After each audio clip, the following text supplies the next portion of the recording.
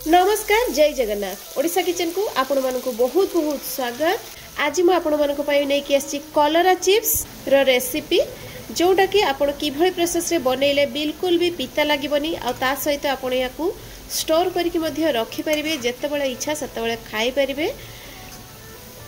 ताले चलन तो स्टार्ट करिबा आज रेसिपी। ता पूर्व मु कहि रखुची रेसिपी जदी भल लागे ताले प्लीज लाइक करिवे शेयर करिवे आउ जदी सब्सक्राइब करि नाहंती नुआ अछंती चैनल ले ताहले सब्सक्राइब कर देबे। सेथि पई दरकार हमको कलरा तो मु एठी नेची फ्रेश कलिया कलरा ओडी छोट कलरा नेची आपण चाहिले बड़ वाला कलरा मध्ये नै परिबे। एठी कलरा सब को मु काटी नेची गोल गोल करके आ कलरा जतबे काटिबे आपण अत्यधिक मोटा मोटा काटिबेनी किबा अत्यधिक पतला पतला करके काटिबेनी मीडियम साइज रे ही रखी काटी नेबे। कलरा देहरे एबे हमें देई देबा गोटे चम्मच लूण लूण दे देकी भलो भाबरे हमें याकू गोळेई नेबा। एई जो गोळेइबा गोटे मिनिट पाखा पाखी ताको एम्ति गोळेइबे जते भलो भाबरे गोळेइबे लूण ता कलरा देहरे पसिबो। गोळेई सला परे हमें घोड़णी लगेई देबा आ 10 रु 15 मिनिट पई याकू रेस्ट रे छाडीबा। कलरा को एठी गोळेई के रखिबार 15 मिनिट हेई गलानी। एबे देखि परथबे कलरा देहरु केते पानी रिलीज हेई गलानी। एबे हमें कोन करिबा ना कलरा को एम्ति हल्का हाथ रे टिके एम्ति चिपुडी नबा। अधिका प्रेस देबेनी नहरे कलरा भांगी जीवो। देखि परथबे केते लुण पानी आ पित्ता पानी बाहरुची। सब कलरा को एम्ति चिपुडी नै के गोटे बाउल रे रखि दबा। एई प्रोसेसटा करिवा फल रे कोन हो ना कलरा हमर बिल्कुल भी पिता लागिबोनी। एबे हमें कोन करिबा ना चिपुडी रखितबा कलरा देहरे देई देबा एठी कॉर्नफ्लोर बदल रे आपण चाहिले बेसन मध्य नै परिबे। तो मोठी 4 छोटे चम्मच दे दूची कॉर्नफ्लोर आउ गोटे चम्मच दे दूची मोठी चावल गुंड। कॉर्नफ्लोर आउ चावल गुंड दबा फल रे कोन हो हमर कलरा चिप्सटा पूरा कुरकुरिया बनिबो। हाफ चम्मच एठी दे देबा हळदी गुंड जीरा गुंड मध्य दबा हाफ चम्मच गरम मसला गुंड किंबा जे कोनसी वेजिटेबल करी नहले चाट मसला मध्य आपण दे परिबे एठी हाफ चम्मच। फूड कलर आमे एथरे यूज करबानी। एठी मु कलर पई दउची लंका गुंड गोटे चम्मच आउ अदा रसुण बटा हाफ चम्मच।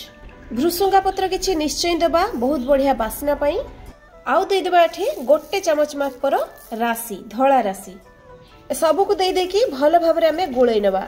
लूण आउ हमें एथरे बिल्कुल भी दबानी। जदि आपण गोळैला बेले कलरा को लूण अधिका देइथबे ताहले लूण दबा दरकार नै। जदि अल्प लूण देइथबे ताहले अल्प टिके लूण देले चलिबो। गोळै सला परे एपटे बसई देइची कड़ाई आ कड़ाई रे देइची तेल एठी भलो भाबरे गरम हे गलानी।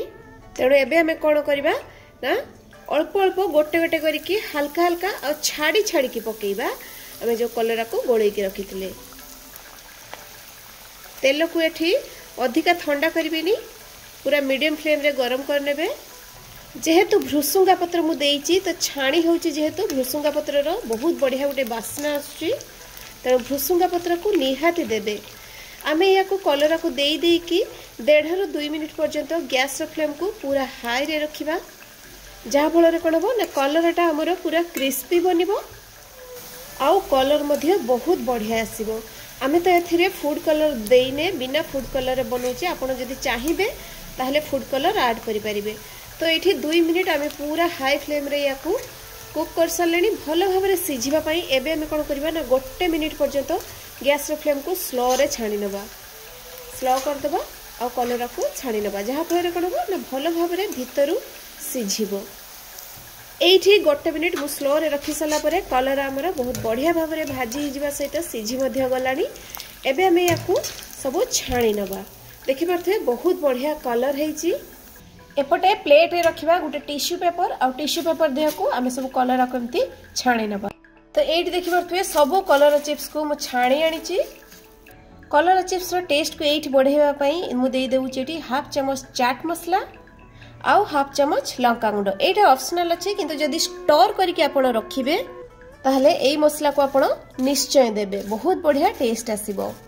तो स्टोर करिया पई एठी देखंतु मु गुटे नीची परिष्कार जार जहा को भलो भाबरे आपण धोई देबे आ खरा रे दे देबे सुखै देबे जेमति बिल्कुल भी मॉइस्चर ता दरे न रहे। तो एमिति चाट मसला और लंका गुंड गोळै देकी याको जार भितरे रखि देबे।